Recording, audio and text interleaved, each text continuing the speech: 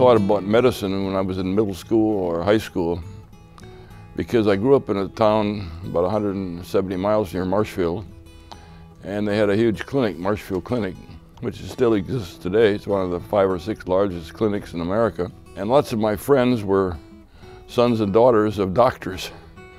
And so I got to know their families and their lifestyle, and I said, why not? I grew up in a Presbyterian household. I got along real well with our minister. He became one of my mentors, one of many. He thought it would be good for me to go to a small liberal arts college rather than a large university. I was admitted to the University of Wisconsin, of course, but I knew myself as well as anybody else, and I thought that an environment that large might be too tempting. He drove me to Carroll my senior year in high school, and I took a tour of the school and applied, and they offered me a generous scholarship. And so I made up my mind to come here. One event stands out then, and it still stands out today. It was transformative. It changed my life.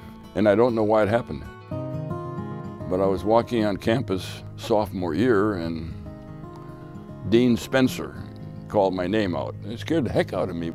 He said, "Jim, come to my office after your class." So I did. I knew I hadn't cheated or plagiarized or chased a woman. I mean, I was sort of clean jeans at that time. And he said, "Carroll has joined up with 3 or 4 other Midwestern colleges and universities and are starting a junior year abroad program. And we thought that you would be a good representative of Carroll College. Here are 4 schools that will sponsor you to overseas." And the only one that really caught my interest was the American University of Beirut. That was a Friday, and I didn't share this with anybody. I recall on a Saturday night, I knew I had to get some wise counsel, so I called up a friend of mine, Dr. Bud Weiser, and had a couple of beers. And I said, why not? I'd never been out of Wisconsin in my life. I'd never been on an airplane.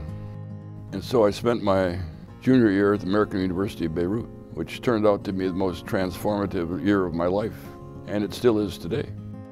It's been my lifelong application. The history, politics, religion of the Middle East changed my life. I came back a different person. Fortunately, I got accepted to medical school. Early admission, end of October of my senior year.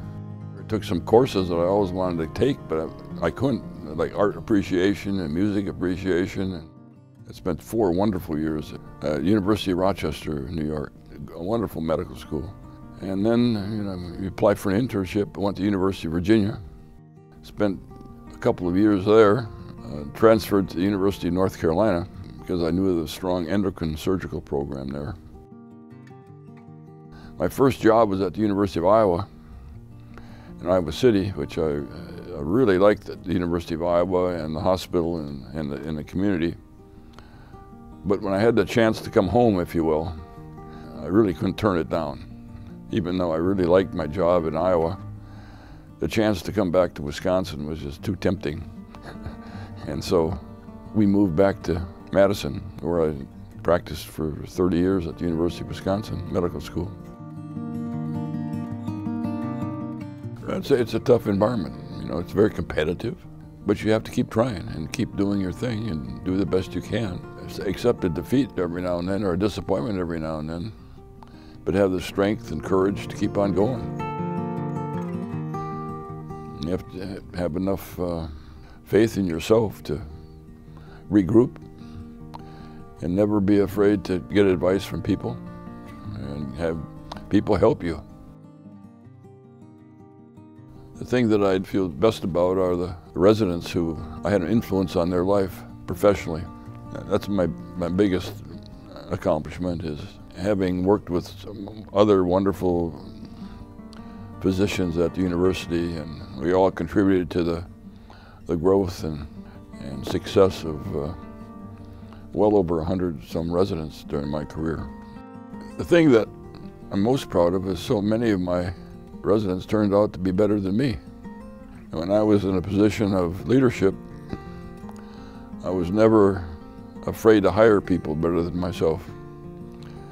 And I think that's one of the keys of leadership, is having people around you that are as good as or better than yourself.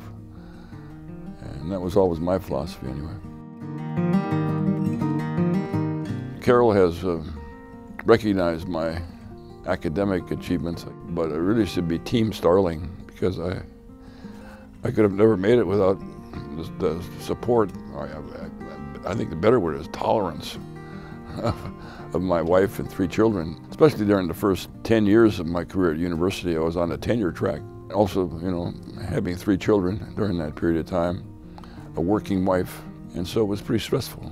But I ate a lot of microwave dinners because I wasn't home on time, and I can't thank them enough. Without their support, I wouldn't be here today. I'm thankful, appreciative. It's great to step foot at Carroll for the first time in 61 years. Carroll was a success story for me.